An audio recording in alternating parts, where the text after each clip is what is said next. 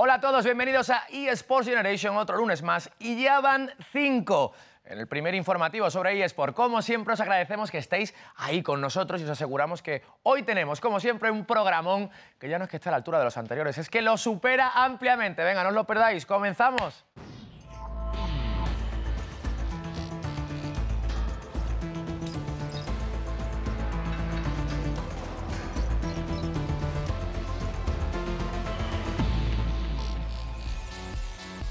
Hoy además tenemos un día con invitados muy top, como el nuevo equipo de Hearthstone de G2, Sánchez de Asus y Álvar Araneae, que además de ser una eminencia, es el entrenador del equipo líder, Baskonia. Nuestro viaje a lo retro haremos un repaso a los juegos de lucha, aprovechando que también analizamos el nuevo Tekken 7. Ángel Quintana nos contará todo sobre la Superliga y cerraremos el programa con una arena de las que hacen historia. ¿Cuándo se hace viejo un jugador de eSports? Bueno, vaya programón que tenemos un lunes más. Y lo mejor del programa, diría yo, es que una tarde más está aquí Helen Santiago. ¿Cómo estás? Muy bien, ¿y tú? Bien, ¿no? Muy bien. Deseando empezar. ¿Por dónde arrancamos? Pues mira, vamos con el clásico recordatorio de todos los días, bueno, de todas las semanas, más bien dicho, de todas nuestras redes, que no nos falta ni una. Mira, vemos todo. Facebook, Twitter e Instagram.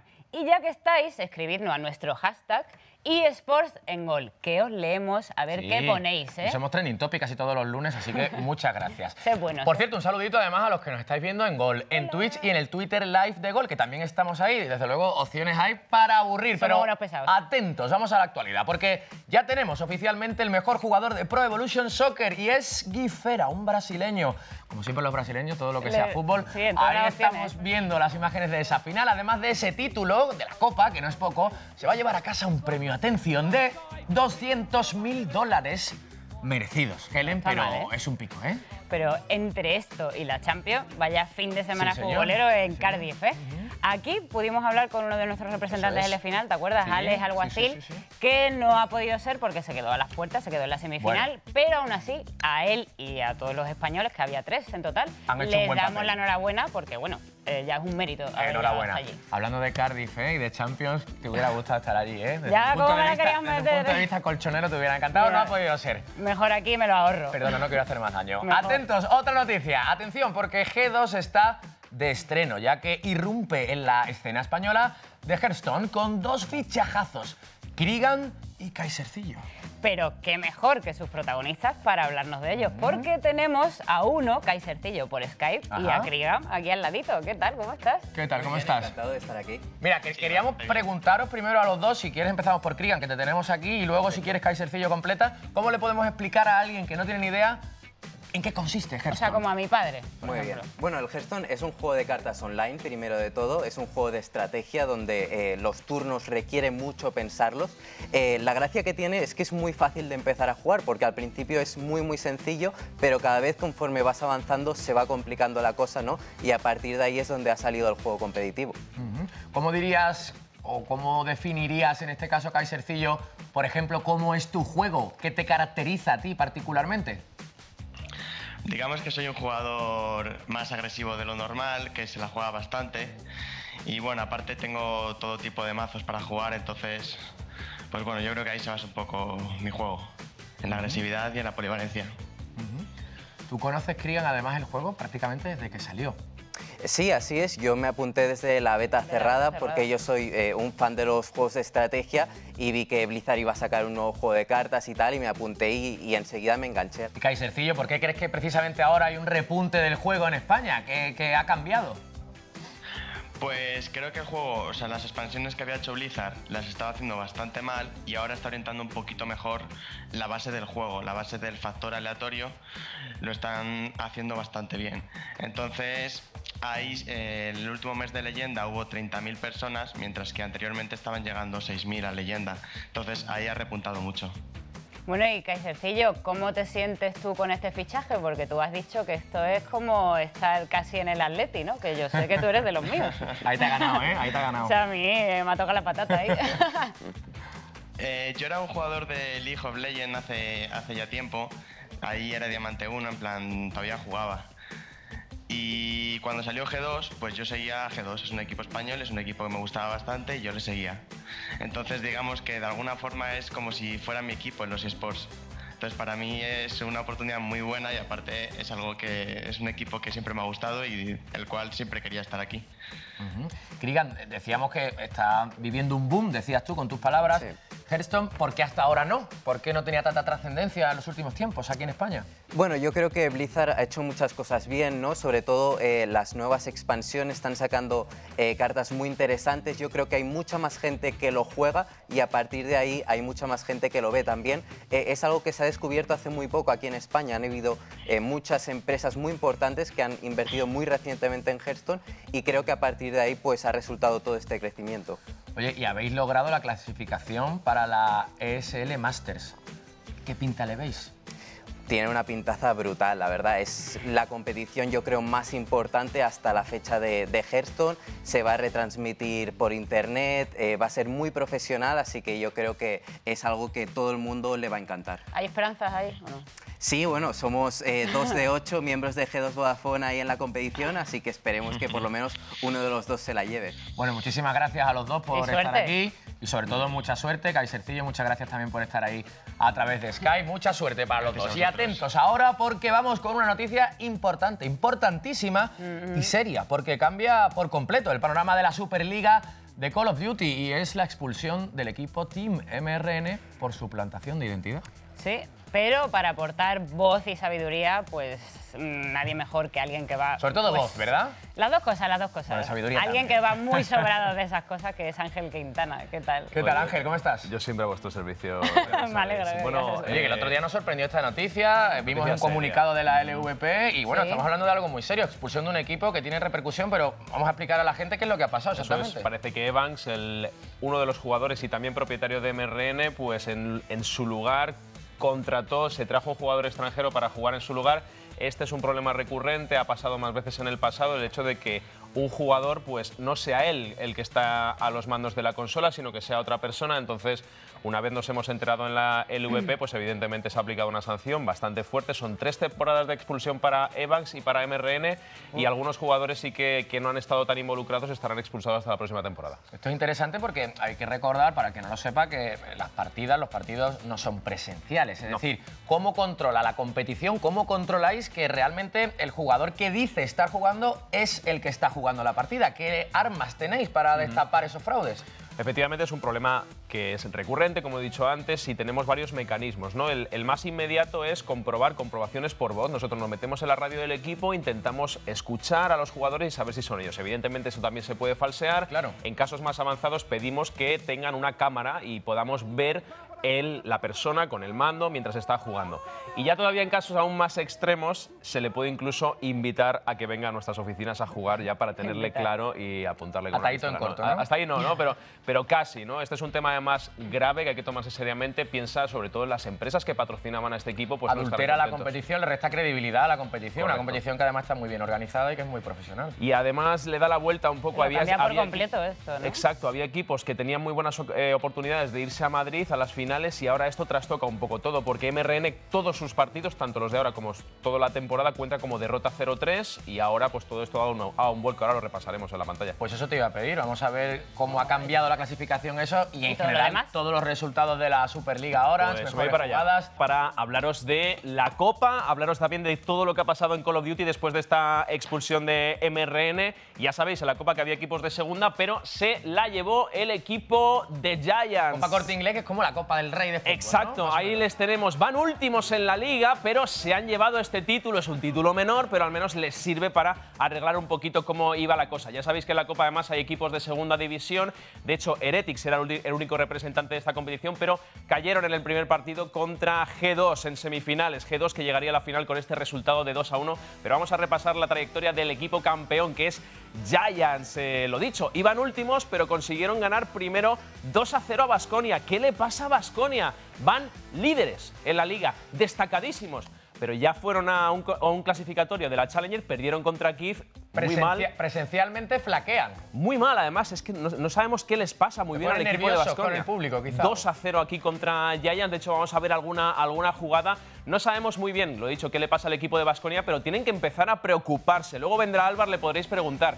Pero lo que está claro es que desde casa son muy buenos, pero cuando tienen el público delante hay algo que Baskonia no encaja, hay algo que no carbura en este equipo y otra vez perdieron ante un Giants que la verdad jugó muy bien con el nuevo fichaje, con Julius, que puede ser una de las claves para que Giants salga de esas posiciones de descenso y ya veremos si no se meten en las finales de Madrid con esta trayectoria que llevan.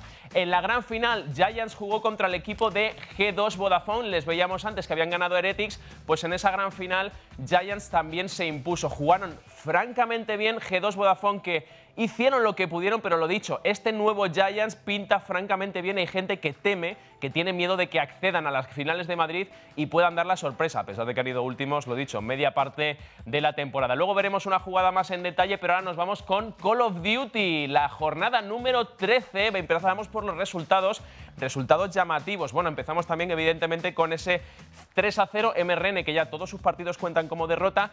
Y este es un partido muy importante. Movistar Riders contra Monkeys, primera derrota del nuevo equipo de Movistar. Y esto les deja con una situación muy complicada, se quedan fuera de las plazas importantes. En el derby, Giants contra Heretics, uno de los partidos que siempre todo el mundo espera para ver, se lo llevó Heretics. Esta vez no hubo remontada, como en la ida, que Heretics iba ganando 2-0 y les acabaron remontando, pues aquí no, aquí Heretics lo cerró muy rápido, por 3-0. Y nos vamos a ese partido clave, Riders contra Monkey. Riders que llevaba su progresión, estaban haciendo la remontada, estaba siendo histórico. Bueno, pues no pudieron superar a los monos en esta ocasión. Monkey, que además se postula como uno de los equipos importantes de cara a Madrid, se llevaron este partido por 3-1 y dejan a Riders en una tesitura complicada. Riders necesita que falle Kif para acceder a Madrid. Vamos a ver además una jugada de Puni, una jugada clave en este partido. En el tercer mapa, Puni tuvo en su mano poner por delante a su equipo, sin embargo, tuvo un fallo bastante importante. Lo vamos a ver. Aquí vemos la situación. Quedan 18 segundos, 17,9 y va perdiendo de un punto el equipo de Riders. Puni lo hace muy bien. Él lleva la pelota, ya sabéis que no se puede disparar con la pelota. Le viene un enemigo y ¿qué hace Puni? Muy listo. Le tira el balón al oponente. De esa forma su rival no le puede disparar. Tiene que escaparse y ahí lo vemos. Puni se lleva la kill. Al final Puni vuelve a recoger la pelota, espera a sus compañeros y dice: me voy a meter de dos, quiero ganar esto. Le matan, se equivoca y su compañero ya cuando llega, fijaos, se queda sin tiempo. Denza, lanza, pero ya está fuera de tiempo. Aquí perdió Riders una oportunidad importantísima de ponerse por delante y yo creo que además arrastraron ese momentum, al final acabaron perdiendo y pierden una ocasión importante para acceder a Madrid. En el derby ganó Heretics, ganó 3-0, se vengaron de lo que pasó en la ida y fue un partido, la verdad, donde Giants demostró algunos problemas. Veremos qué pasa en Madrid porque ahora mismo Heretics pinta como uno de los equipos, si no el que más favorito para ser campeones de liga. Así que, lo dicho, Giants que tiene que espabilar un poquito si quiere dar la cara en Madrid. Dicho esto, vamos a analizar nuestra jugada de League of Legends, como siempre, con Rift Analyst. Y hoy tenemos un robo de Baron Nashor. Baron Nashor, ya sabéis, es uno de esos objetivos importantísimos en el mapa. Cuenta para el equipo que le da el último toque y vemos la situación. ¿Veis el Baron Nashor? Es ese dragón morado que está metido en el círculo, en el pit de Baron. Y vemos un problema aquí. G2 Vodafone tiene a 4 jugadores dentro del Baron Nashor, mientras que el equipo de Heretics solo tiene 2. Pero fijaos, la vida que tiene G2 Vodafone es muy poquita, tiene 3 jugadores muy tocados. Se va a meter aquí con Lee Sin, el jugador de Heretics, para intentar molestar y robarlo. Aquí lo hace muy bien Fast Dragon, consigue conectar sobre Sendo. Eso ralentiza al jugador de G2 Vodafone y recibe el impacto. Y el Barón, con uno de sus ataques, consigue acabar con el primero. Es decir, el Barón acaba con uno de los jugadores de G2. Despiste de G2, se mete con Lee Sin y va a conseguir robar el Barón en el último momento. Veréis un rayo que cae desde arriba, ahí está. Y justo en ese momento cuenta la victoria para el equipo de Heretics. Se llevan ese objetivo, se llevan todos los beneficios que otorga este dragón tan enorme. Y después, pues, porque no podía Fast Dragon, porque no tenía maná, porque si no hubiera podido salvar incluso a su compañero. Veis que aquí al final van los 3 contra él, pero porque desde arriba Fast Dragon no puede ayudar. Pese a todo, acabó ganando el equipo de G2, pero esta fue una jugada bastante mala por su parte. Bueno, ya sabéis, como siempre, hemos analizado esta jugada con Rift Analyst. Tenéis que probarlo, es el primer software de Video Analysis para League of Legends. Con Rift Analyst podéis analizar vuestras jugadas, podéis mejorar vuestro rendimiento y además os podéis convertir en el jugador de League of Legends que siempre habíais soñado. Lo podéis descargar gratis, analizar vuestra progresión como los profesionales, mejorar vuestro rendimiento y llegar a lo más alto en League of Legends, chicos. hasta aquí la actualidad de la Superliga. Nos vemos la semana que viene. Muchas gracias, Ángel. Muy emocionante la Superliga, una Superliga que está con las espadas en todo lo alto. Y os recordamos que el 24, 25, 26 de junio, o sea, ya se va a celebrar el Gamergy en Madrid. Y, por supuesto, aquí en GOL y Sports Generation os vamos a traer todo lo que ocurra durante ese fin de semana final de Liga. Y vamos a estar allí, además, físicamente. Y bueno, ya sabéis que todos los lunes intentamos presentaros, descubriros quién es quién en el mundo de los eSports. Y hoy tenemos a un tío mítico, Álvar Araneae. ¿Cómo estás? Buenas tardes. Muy buenas. No sé si decirte mítico a ti te halaga o te hace sentir un poco viejuno ya. ¿O qué? Me hace sentir bastante viejo. Sí, ¿no? Demasiado más allá. No, yo creo que he estado jugando muchos años y he sido un poco de los primeros, al menos en este mundo de League of Legends y eSports, pero con que me llames Álvar, sobra. Perfecto. Hablando de tu nombre, siempre lo preguntamos, ¿tu nick de dónde viene, lo de Araneae? Araneae es el nombre científico de las arañas, es el nombre latín de las arañas y viene un poco del Dota, porque yo antes de jugar al League of Legends jugaba al Dota. En ese juego juega una araña, la Broodmother, y por no quererme poner la palabra araña, que tiene esa ñ, y los British no lo iban a poder decir, dije, voy a internacionalizar un poco. Sí, tiré por latín, por el nombre biológico de las arañas, Araneae, y ahí se me ha quedado. Bueno, antes que hablabas de que fuiste uno de los pioneros en los eSports siendo jugador, ¿qué recuerdos tienes de aquella época? Bueno, yo creo que los recuerdos que tengo es mi madre gritándome que no mate marcianitos, bueno, claro, que me dedique a los estudios, que eso no da para más y demás. Y bueno, ¿No le hiciste caso y después no te fue mal? No, la verdad es que no. No le hice mucho caso, yo seguía en este mundo, seguía pues un poco queriendo mi pasión, ¿no? Que era ser jugador profesional y dedicarme a esto, ¿no? Y poco a poco con viajes, con eventos, con ya contratos y demás, mi madre empezó a ver que este mundo no era algo imaginario, ¿no? Que era algo completamente físico y algo que es una realidad que estaba ya hecha. Es verdad que cuando empezabas era quizá un mundo incipiente. También es cierto que ahora estás viviendo, digamos, una época de oro, los eSports. Te da un poco de envidia, ¿no? Haber llegado en tu plenitud como jugador, haber vivido esta época que estamos disfrutando ahora. Sí, hombre, ya que estoy viendo cuando un jugador o gana un evento, se va a un evento, que ya viene a programa de televisión, viene a diferentes entrevistas. Yo recuerdo por aquel entonces me iba a Corea y la máxima entrevista que tenía era la de mi abuela diciéndome, ¿dónde te has ido, chico? Mal, ¿no? Entonces sí que es verdad que un poco de envidia me da, ¿no? Tengo un poco los dientes largos de todo lo que está viniendo ahora, ver todos los jugadores, toda la media que hay alrededor de ellos. Pues sí, la verdad es que ojalá hubiese tenido esto ya hace 5 años. Bueno, hace poco te diste un break, ¿no? Sí, yo en cuanto acabé con Origen la temporada la anterior temporada, que salvamos papeles, por decirlo, que no nos descendimos al menos, yo no quise extender mi contrato, tanto con Origen tenía también conversaciones con Baskonia, de momento yo quise tener un pequeño break, quería estar con mi familia. Llevaba casi 6 años que no pisaba Madrid apenas, simplemente estaba viajando por Alemania, por Asia, por Estados Unidos, y ya dije, oye, yo quiero al menos un par de meses estar con mi familia y estar de relax en casa. Pero eso es lo que hice. Te pudieron las ganas y al final regresaste. Sí, me pudo dar ganas, me pudo todo este movimiento, todo cada vez más compañías, cada vez más, y dije, yo tengo que volver a esto. Es mi pasión y es de donde quiero vivir y aquí he vuelto. Cuando has tomado las riendas de un equipo tan potente, además como Baskonia, lo primero a lo que te tuviste que enfrentar, el primer problema que tuviste que encarar, ¿cómo te planteas desembarcar en Baskonia? Bueno, la verdad es que yo empecé en Baskonia ya hace año y medio. Yo hace año y medio estuve hablando tanto con toda la directiva y demás, que ya querían empezar en este mundo de los eSports y sobre todo el League of Legends, querían llevarlo a algo mucho más profesional y que contaron conmigo, ¿no? Para que les pusiese un poco las pautas. Empezamos contratando un equipo, que la verdad es que era un equipo muy potente, pero que por bajas, por diferentes temas o de actitudes o de motivación y demás, se fue llevando un poco abajo, varios jugadores salieron y yo después de ahí ya me fui a Origen, a Berlín y demás. Ya este último año o estos últimos meses he vuelto a Baskonia con un roster muy fuerte. Simplemente teníamos la baja de un jungla que era Cincroft, que se había ido a la LCS, y tuve que yo encontrar otro jungla, ¿no? Ahora actualmente yo creo que a nivel individual tenemos un roster bestial, tenemos un equipo muy fuerte para lo que es la Superliga y un poco para salir de ella, ¿no? Porque nuestra meta no es solo estar aquí, sino también estar en Europa. Eso te iba a preguntar, que ¿cuál era tu reto con el equipo? Sí, bueno, el reto con el equipo, más que yo lo impongo, lo imponen ellos, ¿no? Ellos son jugadores muy ambiciosos, ellos son jugadores que quieren llegar a ser profesionales, quieren llegar al LCS, quieren llegar al máximo nivel, y son ellos un poco el que tiene ese reto en la cabeza, ¿no? Yo simplemente les intento guiar para que consigan sus metas y sus objetivos. Vamos a intentar pincharte un poquito, porque es verdad que en las últimas ocasiones, cuando hemos visto a Baskonia en torneos presenciales, hemos visto un equipo débil que además ha perdido sorprendentemente contra equipos a priori muy inferiores. ¿Qué pasa? ¿Se ponen nerviosos los chicos cuando tienen espectadores? ¿No es lo mismo cómo se sienten en casa y cómo se sienten, pues, no sé, en Bueno, un lugar con público. Yo creo que la idea un poco de Baskonia sobre cómo son débiles en eventos offline también viene dada por los cambios que ha tenido el equipo, ¿no? Justo antes de Sevilla, cuando jugaron contra Kiev, que perdieron ese 3-0, venían con un jungla toda temporada y tuvieron que rápidamente cambiar el equipo, rápidamente cambiar un jungla que no se adaptaron a él, ¿vale? Fue una adquisición que lamentablemente no les fue bien al equipo y un poco ha pasado lo mismo en Málaga, ¿no? En Málaga no ha sido tan así.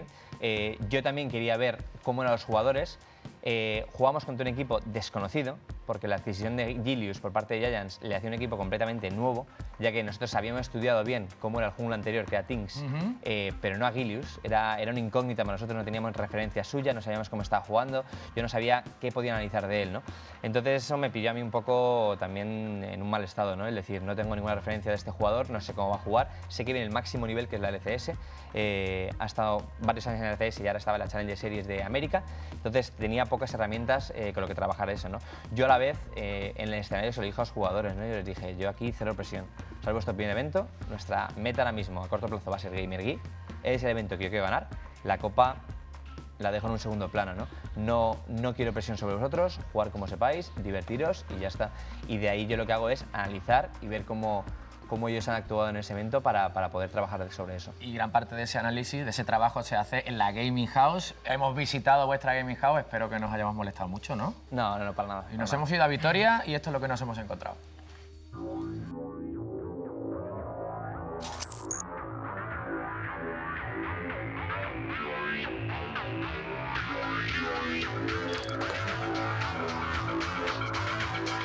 Diría que Isaac Pepi es muy explosivo. Smithman, Oscar, es mecánicamente una bestia. Smiley es bastante inteligente. Falco es como el alma del equipo, es la voz. Yo. Estás toda y no, no ponga eso que si no luego me dicen que soy un flipado.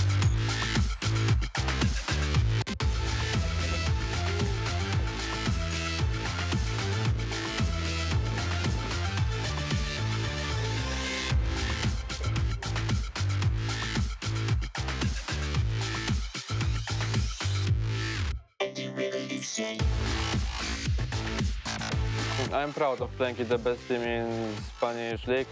Para mí, estar en el mejor equipo de la liga es tanto un orgullo como también una recompensa, porque creo que hemos llegado hasta aquí gracias al trabajo de nuestro equipo al cabo de estos meses.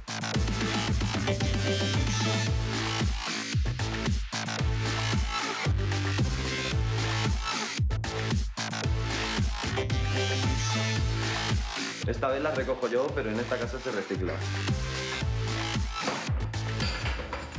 Creo que no estamos tan obligados a ganar como ya por nuestro propio orgullo y nuestra propia pasión y nuestro propio trabajo. La verdad es que en un organigrama como es Baskonia es todo bastante más sencillo, ¿no? Ellos ya tienen estructurado todo el modelo deportivo que están aplicando como lo hacen con baloncesto, como lo hacen con el fútbol, nos lo aplican directamente a nosotros. Playing in front of a big crowd, I definitely feel the pressure, but I think it's a good pressure in a way. Siempre que tienes unas aspiraciones más altas que los demás, siempre tienes más presión, pero es algo que tú como jugador tienes que saber llevarlo y no tiene que molestarte mucho. Es lo que hace que el jugador pues realmente quiera jugar y competir, ¿sabes? En esto porque lo vives.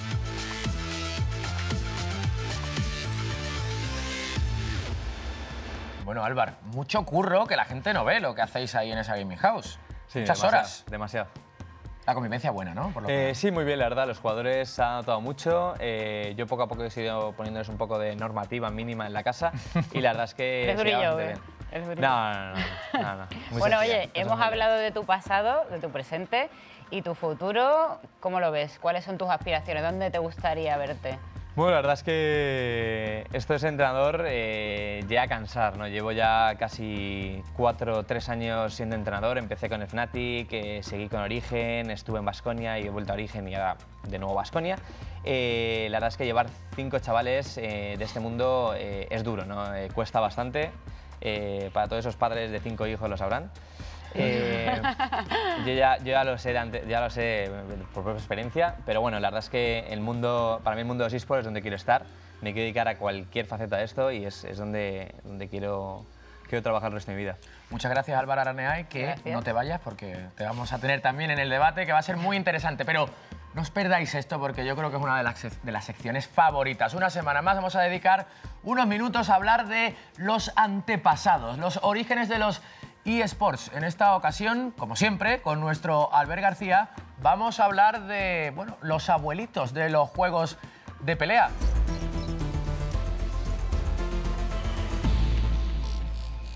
Bueno, Albert, deseando de escucharte, hoy nos tenemos que poner en guardia, creo, ¿no? ¿Cómo va? ¿De qué vas a hablarnos esta semana? Un poco, muy buenas, José Helen. ¿Qué tal? Hoy vamos a hablar de los juegos de lucha, los juegos de peleas con motivo del lanzamiento de Tekken 7, que acaba de salir hace pocos días, que es un juego súper avanzado de lucha, pero como siempre aquí vamos a rescatar los orígenes, ¿no? Bueno, a ver, ¿dónde nacieron? Con juegos de lucha te refieres al 1 contra 1. ¿no?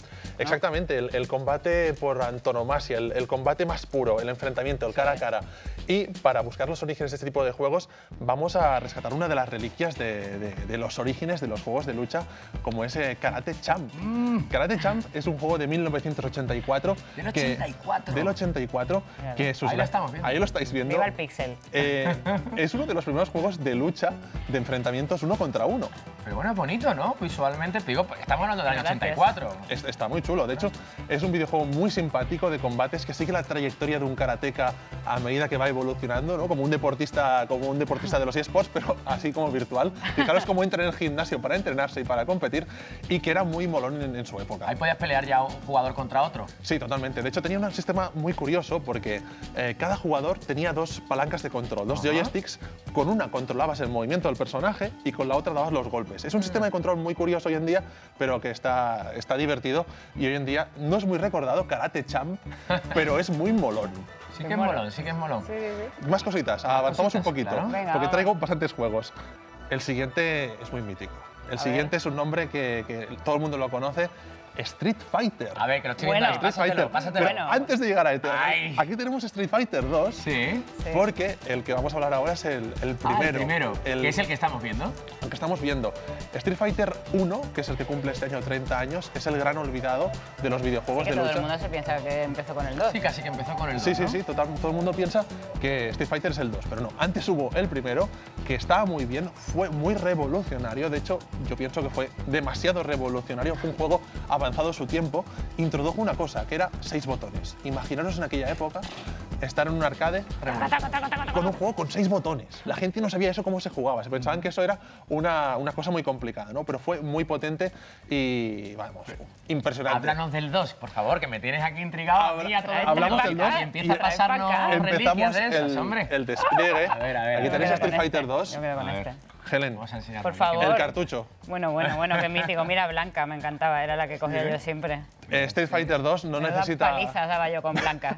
Pal pelo daba yo con Blanca. Es que vamos a ver. Yo era mucho de apretar todos los botones a la vez en el recreativo. Y a ver qué enfrente del salía. Y a ver qué colegio, pasaba, Y a ver ¿no? qué pasaba, y a veces ganaba, ¿eh? Y a veces te salía el Hadouken también. Exactamente. Hadouken. Street Fighter 2 es el juego de lucha. Es el juego más mítico de los juegos de lucha. Para mí es, bueno, una obra maestra. Es un juego Ahí lo buenísimo. estamos viendo. Qué mítico ese mapa, ¿eh? Esos viajes por el planeta para luchar, para pelear. Compitiendo por ser el mejor del mundo, el World Warrior, ¿no? Campeón del mundo. Un juego que tomaba esos 6 botones del primer Street Fighter, esa estructura de 6 botones, pero la perfeccionaba mucho. El control era muy bueno, los personajes súper carismáticos, los gráficos, lo podéis ver en pantalla, es que es un juego que no ha pasado de moda. Era espectacular. Es muy bonito visualmente y realmente era de los que te quitaban el hipo a nivel de gráficos. Fue una cosa muy, muy potente. De hecho, se puso tan de moda los juegos de lucha que empezaron a aparecer pues, otros contendientes como Mortal Kombat, Fatal Fury, un montón de juegos de lucha. Sí, pero un poco el que abre el camino es Street Fighter y sobre todo Street Fighter 2. Sí, totalmente. Sí. De hecho, aparecieron muchas versiones, como las que tenéis aquí, que eran las de Super Nintendo, pero podías conseguirlo, este juego, en ordenadores, en consolas, en todos lados. Pero la más famosa era la de Super, que era como una especie de vende consolas. Y aquí que hablamos de eSports, ¿había competición ya con Street Fighter? Se puede decir que había torneos, ¿no? Yo me atrevería a decir que Street Fighter 2 es el primer eSport. Titular, Sí. ¿no? El primero o de los primeros eSports. es un buen Vamos titular, a, es un de gran los primeros titular. eSports porque este juego introdujo la moda de jugar 1 contra 1 en los arcades. La gente iba a jugar sola, pero aquí se peleaban entre 2.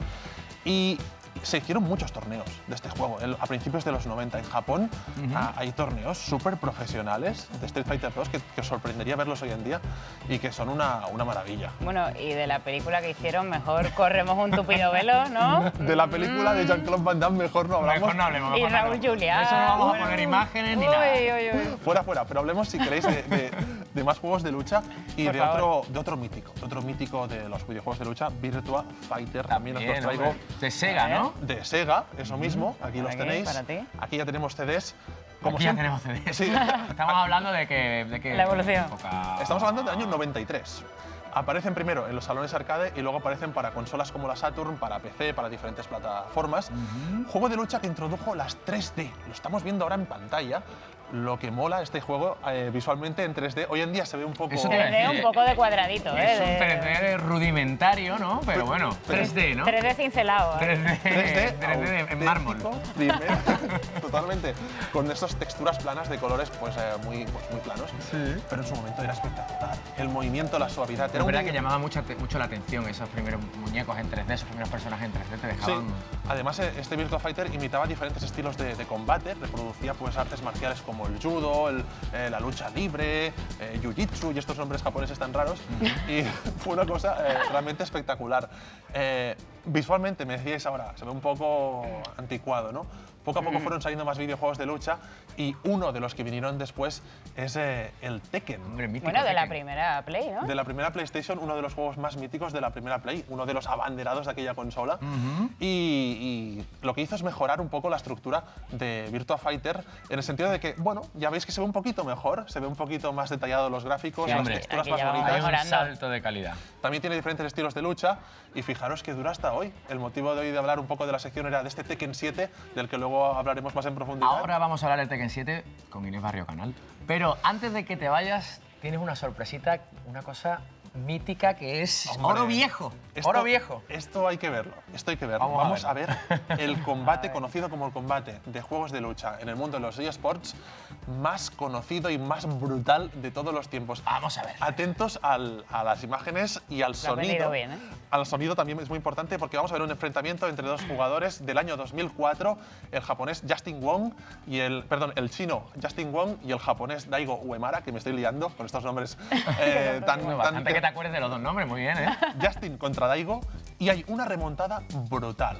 Utiliza una técnica que se llama parry, que es una técnica bastante difícil de controlar en Street Fighter 3 y la remontada que se pega Daigo es una auténtica locura y es recordada. Si os parece, si podemos, vamos a ver estas imágenes porque, bueno, son una auténtica locura. Vamos a ver eso, vamos a ver eso que estamos deseando. Aquí tenemos, fijaros como la barra de Ken del personaje, pues del chico. Prácticamente muerto. Está prácticamente muerto. Chun-Li prepara un superataque, está a punto. Los para todos. Y atención al sonido. Se vienen arribísima, ¿eh? La gente cómo lo celebra. ¡Pum, pa'l pelo! Espectacular. Espectacular. Y la gente se vuelve loca. Mira. Unbelievable. Pues así era yo jugando al Street Fighter 2. Así es. Así era yo.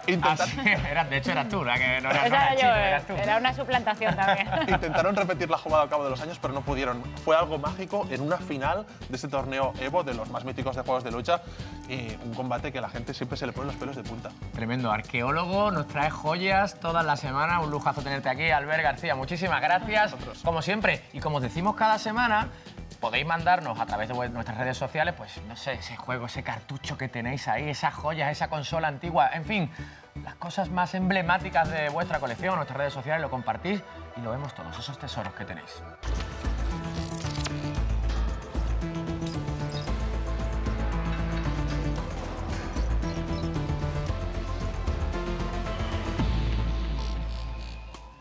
Bueno, y aquí en eSports Generation no nos cansamos de repetir que los videojuegos y la ciencia pueden ir de la mano.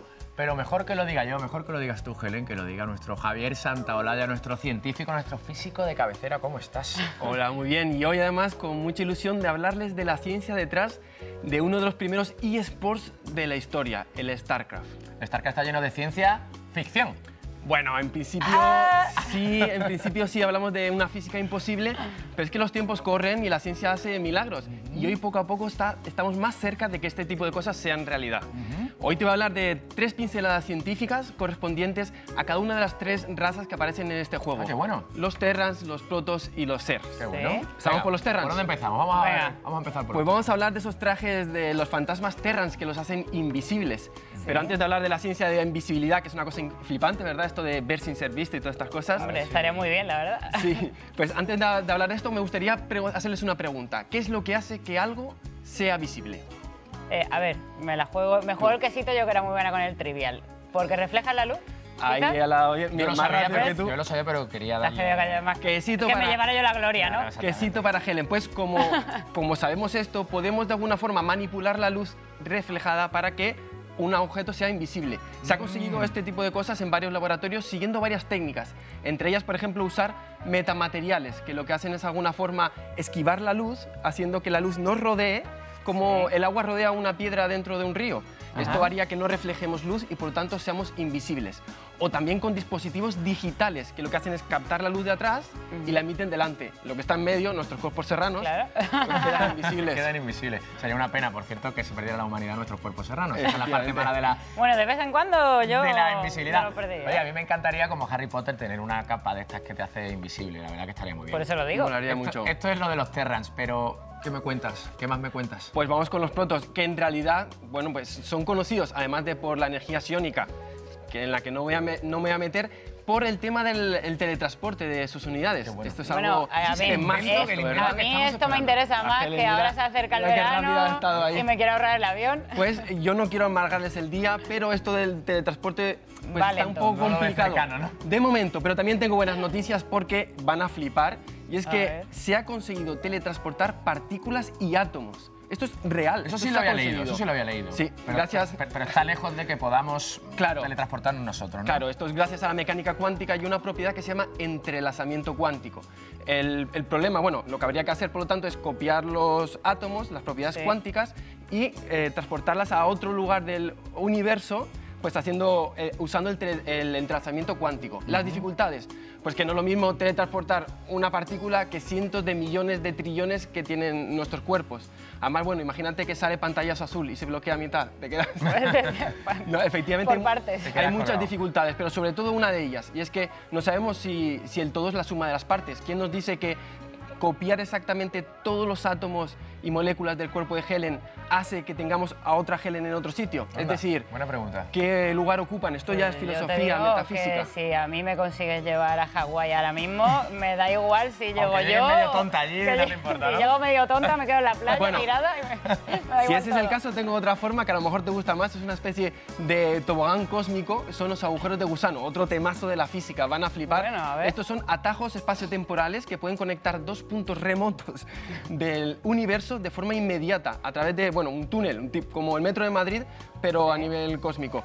Este tipo de agujeros de gusano no se sabe, no se han encontrado nunca en la naturaleza, podrían existir, no hay ninguna teoría científica que los descarte, pero dificultades hay muchas. Entre ellas, por ejemplo, que para mantener abierta la salida, que yo sé que quieren salir de ese túnel, se necesita de materia exótica, una materia de masa negativa que de momento no se ha conseguido por ahí. En los chinos de abajo de casa no están, No lo eso te lo puedo Ahí no, asegurar. Materia, No es fácil. materia exótica me recuerda a Hawái, lo que ha dicho Helen, pero vamos a terminar con los CER y rapidito que tenemos más cosas que contar, Javier. Genial, pues los seres se caracterizan por una cosa que se llama la mente colectiva, algo que no se ha visto en el reino animal, pero podemos encontrar cosas similares, rasgos parecidos dentro de la biología, como por ejemplo los casos clásicos de la hormiga y la abeja, o uno muy curioso, que es la rata topo africana, que es muy curioso porque es muy feo. Además de todo esto, Curioso y muy feo. efectivamente en estos animales se ve cierta especialización y categorías, pues ya sabes, la reina, los obreros, los zánganos.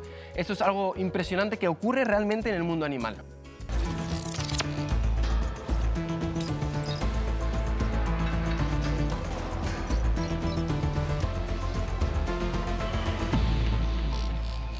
Contaba antes Albert García, nuestro Albert García, que hace muy poquito se ha lanzado el Tekken 7. Bueno, pues ya tenemos quien lo ha probado, es nuestra reseñista particular, Inés Barrio Canal. ¿Cómo ¿Qué estás? tal? Muy bien, José, muy bien. Bueno. Y efectivamente, hoy vamos a hablar de uno de los juegos de lucha por excelencia, el Tekken, que se ha hecho esperar. Hemos tardado como 8 años en ver un juego de verdad... Mucho tiempo.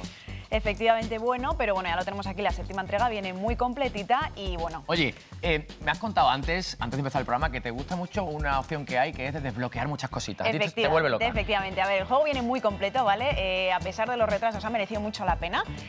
Hay un modo que efectivamente es el combate por tesoro y nos permite ganar moneditas y desbloquear cosas súper chulas, como por ejemplo, a ver cómo te quedas, una cabeza de ciervo, una pizza en la espalda. Una pizza en la espalda, me encanta. Un farolillo en la cabeza. Fenomenal. Espectacular, tío, brutal. Muy bien, a lo que te dedicas, muy bien, me encanta. Oye, déjate de pizzas en la espalda y el tema de, las leches, Pues y los golpes como las leches es lo de siempre, leches como panes, ¿vale? Hay 3 cosillas nuevas que yo voy a destacar, algo que a ti te va a encantar, que se llaman los Rage Art. ¿Qué es esto? Pues a gente que es un poco mala como tú jugando, podríamos decirlo, bueno, ¿vale?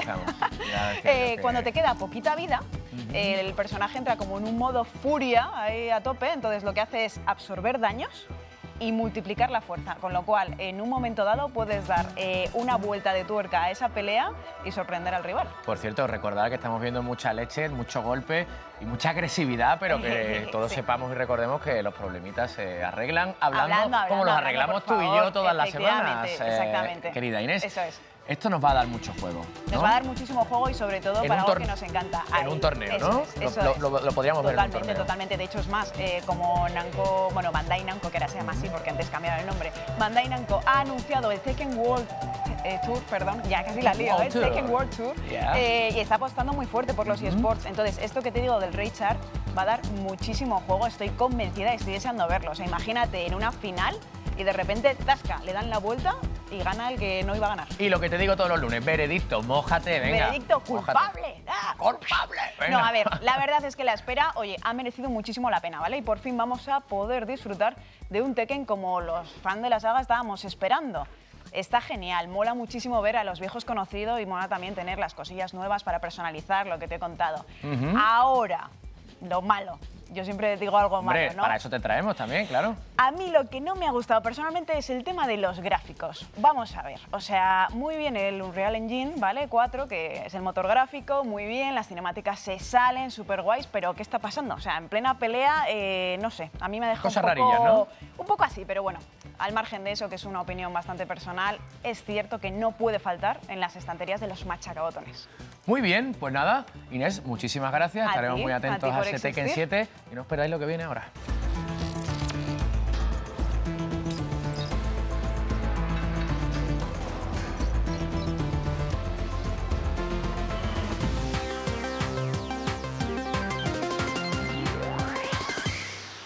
Bueno, y hoy que va la cosa de peleitas, el momento de enfrentamiento de nuestro programa ha llegado, la arena, el debate, y esta semana hemos querido hablar de un asunto que nos tiene muy intrigados, intrigadísimos. Pregunta interesante, ¿cuánto dura la vida profesional de un jugador de eSports? ¿Cuándo se retira? Bueno, no hay respuesta fácil a esto. Algunos dicen que a los 24 años los reflejos y la rapidez mental pues empiezan a empeorar y hace que los jugadores pues abandonen el mundo profesional.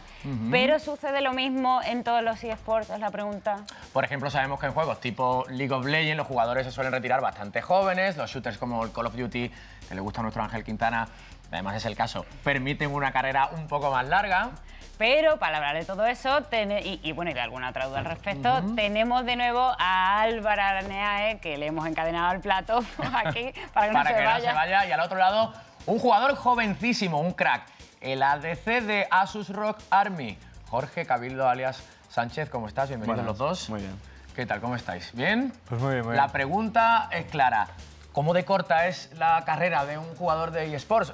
¿Cuándo veis que llega al límite? Por ejemplo, Álvaro. Bueno, depende mucho, ¿no? Si hablamos en términos generales de eSports, vemos casos como es en el Counter-Strike, jugadores de Virtus Pro, como Taz, que superan los 30 años, ¿no? Y que están, bueno, hay gente que dice que están un poco ya acabados, pero que aún siguen dando torneos, ¿no? Siguen siendo leyendas vivas en este videojuego, ¿no? En League of Legends, yo, por ejemplo, me retiré casi con 25 años, ya di el paso a ser entrenador. Pero actualmente ahora mismo en la DCS hay un jugador en Mysterious Monkeys que se llama Yuki, que tiene 25 años, en breves días cumple 26 y que sigue ahí a muy buen nivel. Pero es lo normal eso, ¿no? En realidad... No tiene por qué. El problema del League of Legends es que se considera mucho tus reflejos mentales, ¿no? No es como en otros videojuegos que tus reflejos de las manos y tal es lo prioritario, ¿no? En el League of Legends tienes que tener una reacción de respuesta muy rápido, ¿no? Es lo que más se pierde con la edad, yo creo. ¿Cómo lo ves, Sánchez? ¿Estás de acuerdo? ¿Tú crees que dan para un poquito más? Depende del juego también. también? Yo creo que en League of Legends tampoco es que importe mucho la edad. Yo creo que sí que importa mucho el desgaste mental, que todos los años que hayas estado jugando al juego. Pero yo personalmente opino que llevo 3, 4 años jugando al videojuego y la verdad es que depende de los objetivos que uno se ponga en sí mismo. Si quieres llegar a un nivel muy alto, pues vas a luchar por ello y vas a intentar llegar hasta ese punto. Y yo creo que los jugadores que ya no tengan ese tipo de objetivos, yo creo que ya empiezan a decir, a lo mejor me tengo que replantear si tengo que hacer otras cosas o... Yo creo que depende de eso. Claro, yo iba a hablar también de eso, porque a esta edad tan temprana a la que se puede uno ya abandonar los eSports, ¿consideráis importante estudiar una carrera, tener un background educativo? Bueno, yo siempre lo considero importante, ¿no? Porque además tú lo tienes, ¿no? Sí, tú eres ingeniero. Todo el mundo me ha preguntado, siempre digo lo mismo, le digo la misma muletilla de que seguir estudiando, que nunca sabes, ¿no? A mí me dice gente de 15, 16 años, oye, juego muy bien en League of Legends, ¿no? Quiero ser profesional, ¿no? ¿Qué hago? ¿Dejo los estudios? Y digo, no, por favor. Hay que estar preparado, ¿no? Por lo que pueda venir. Haz tu secundaria, tu bachiller y si puedes estudiar una carrera, mejor que mejor. Por ejemplo, Sánchez, ¿tu caso cómo es? ¿Cómo lo haces? ¿Cómo compaginas juego con estudios? ¿Cómo lo haces? Claro, en mi caso, yo, por ejemplo, me pilló esto, yo tenía 18 años, por ejemplo, y dejé los estudios para competir en un equipo. Entonces, claro, yo tenía pensado seguir estudiando. Lo que pasa que como me pilló esto, me está pillando en el auge, por así decirlo, de los eSports, pues entonces... Estás alargando la cosa un poquito. Claro, estoy aprovechando todo esto y a ver hasta dónde llega. Y ¿Dónde te gustaría llegar? Claro, mi objetivo ahora mismo, yo ahora mismo estoy compitiendo en España con Asus, pero mi objetivo real sería llegar a Europa, incluso llegar a jugar los mundiales, si es posible. Entonces... Bueno, seguro que lo consigues, ¿no? Con esfuerzo y con trabajo. ¿Hay trabajo para todos una vez que se termina la vida útil de jugador? No sé, como coach, directivo. Sí, es un ejemplo, ¿no? Hay diferentes herramientas donde puedes salir, ¿no? Ya lo has dicho tú, como coach directivo, también hay herramientas como YouTube, también hay herramientas como streaming, Twitch y demás, donde trabajando un poco siempre tienes un poco de futuro, ¿no? Hay futuro en este mundo, no es solo... La gente se piensa un poco que solo simplemente juegas a videojuegos hasta los 25, 24 ya se te acaba la vida, ¿no? Si trabajas un poco en tu media, trabajas en tu social media, en tu imagen y demás, siempre te salía tanto profesional en el mundo ese de las redes de YouTube o en directivas. Bueno, chicos, muchísimas gracias. Tenemos que dejarlo aquí porque no tenemos tiempo para más, pero bueno, prometemos que seguro que volvéis. Muchísimas gracias y sobre todo gracias a vosotros que nos veis cada lunes. El lunes que viene estaremos aquí con más contenido y cosas más interesantes, cargados de sorpresitas. Bueno, y muchas gracias por seguirnos, porque gracias a vosotros cada semana pues somos mejores, así que esperamos veros la próxima. Bueno, muchísimas gracias. Hasta la semana que viene. Nos vemos. Chao.